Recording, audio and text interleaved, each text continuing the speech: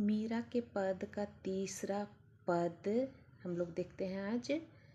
जागो वंशी वारे ललना जागो मेरे प्यारे, रजनी बीती भोर भयो है घर घर खुले किवारे। गोपी दधी मत्थन सुनियत है कंगन के झनकारे, उठो लाल जो भोर भई है सुरनर ठाढ़े द्वारे। ग्वाल बाल सब करत कोलाहल जय जय शब्द उचारें, माखन रोटी हाथ में लीनी गौवन के रखवारे। मीरा के प्रभु गिरिधर नागर शरण गहे को तारे। तीसरा पद का शब्दार्थ देख लेते हैं पहले। रजनी का अर्थ होता है रात, भोर का अर्थ होता है सुबह, किवारे दरवाजा को कहते हैं, सुरनर मानव देवता, गौवन मतलब होता है गाय, गिरिधर मीन्स गिरी मीन्स पहाड़, धर मीन्स उठाने वाला, यानी श्री कृष्ण को गिरिधर बोला गया है, ठीक है ना। उसी तरह कोलाहल मीन्स एक तरह का आवाज़, हल्ला गुल्ला शोर शराबा, कोलाहल कहते हैं।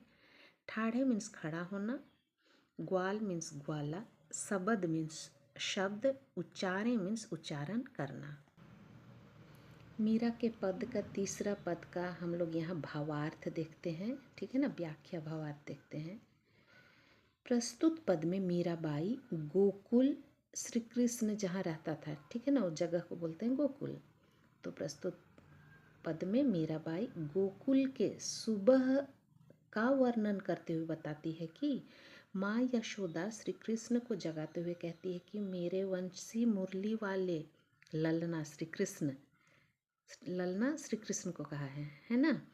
बंसी मुरली वाले श्री कृष्ण जागो, रात बीत गई है, सुबह भी हो गई है, सभी के घर के दरवाजे भी खुल गए हैं, अर्थात सभी सोकर उठ चुके हैं। गोपियाँ दही मथ रही है, तुम उनके कंगन के झनकार सुनो। दही मथते समय आवाज़ होगा ना चूड़ी पहने हुए लड़कियों का, तो उसी को कहा है गोपियाँ दही मथ रही है, तुम उनके कंगन के झनकार सुनो। उठो लाल, यानी बेटा को लाल बोला है, उठो लाल, उठो बेटा, सुबह हो गई है। सभी बाल बच्चे हल्ला गुल्ला कोलाहल मचा रहे हैं और जय जयकार भी बोल रहे हैं। मैं रोटी और मक्खन लिए हूँ, तुम गायों के रखवाले उठ जाओ। मीराबाई फिर कहती है कि हे गिरिधर श्री कृष्ण, जो अपनी एक उंगली से गोवर्धन पर्वत को उठाया था, है ना, उसी को गिरिधर बोला जा रहा है। मैं तेरे चरण पैर में आई हूँ, मेरी भलाई या दया कीजिए। चौथा पद देखते हैं मीरा का पद का। करम गति टारे नाही टरे, सतबादी हरिश्चंद्र से राजा नीच घर नीर भरे। 5 पांडु अरु कुंती द्रौपदी, हाड़ हिमालय गरे। यज्ञ किया बलि लेन इंद्रासन, से पाताल धरे। मीरा के प्रभु गिरिधर नागर विषय अमृत करे। चौथा पद का हम लोग शब्द अर्थ देखते हैं। कर्म का अर्थ होता है कर्म या कार्य या काम। टारे मतलब होता है टालना, कोई चीज़ को टालना, है ना, बाद में करेंगे ऐसे वाला टालते हैं ना, वही टारे मीन्स टालना। नीर का अर्थ होता है पानी। गति का अर्थ यहाँ पर बताया कदम। गरे मीन्स होता है गलना। सत्यवादी मतलब होता है सत्यवादी, सच्चाई पर चलने वाला सत्यवादी।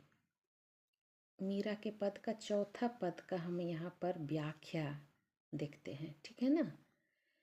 प्रस्तुत पद में मीराबाई कहती है कि कर्म का फल सबों को बराबर मिलते हैं।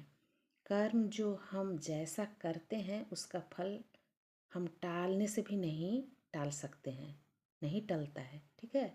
अर्थात हमारे कर्मों का फल हमें मिलकर ही रहेगा। इस बात को कुछ उदाहरण देकर मीराबाई कहती है कि सत्यवादी हरिश्चंद्र राजा जो थे, है ना, राजा थे, लेकिन नीच कुल, नीच घर से, मतलब वे राजा थे लेकिन एकदम छोटा परिवार से, नीच कुल से भी उसे ज़रूरत के समय पानी भरना पड़ा था, ठीक है। महाभारत युद्ध में कौरव पांडव युद्ध में पांडव जीते थे, फिर भी माता कुंती और द्रौपदी की हड्डियां हिमालय पर्वत में गल गईं।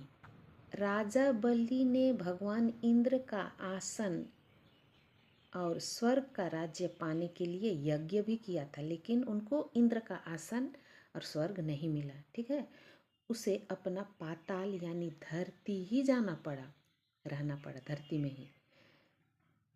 यानी जो हम काम करते हैं उसी के अनुरूप हम लोग को भोगना पड़ता है। ठीक है ना। इंद्र का आसन और स्वर्ग नहीं मिला। वो जितना भी वो भगवान इंद्र जो है स्वर्ग राज पाने के लिए यज्ञ किया था, लेकिन उसको धरती पे ही रहना पड़ा। ठीक है। मीराबाई कहती है कि मेरे प्रभु गिरिधर बहुत ही चतुर हैं, वे विष को भी अमृत बनाते हैं। कब अमृत बना था उसको बता रही है मीराबाई, जब मीराबाई के देवर ने जो है पत्नी का भाई राणा जो था मीराबाई को विष पीने देते हैं, तब श्री कृष्ण भगवान ने विष को अमृत बना दिया और मीरा पर विष का कोई असर ही नहीं पड़ा। मतलब कहने का मतलब है हम अच्छा काम करेंगे तो हमारा अच्छा ही होगा, बुरा काम करेंगे तो हमारा बुरा ही परिणाम होगा। ठीक है ना।